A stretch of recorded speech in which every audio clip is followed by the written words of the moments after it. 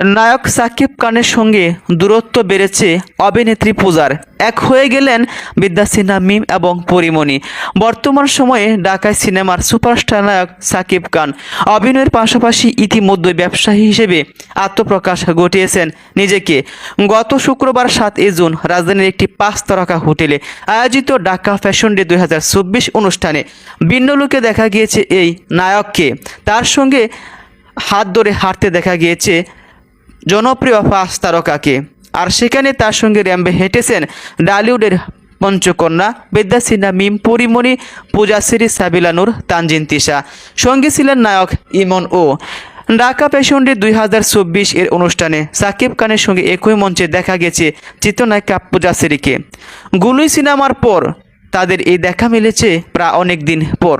মাঝে মধ্যে নানা গুঞ্জন উঠেছে যে পূজাশ্রীকে নিয়ে বিদেশে শুটিং করতে যাবেন। তবে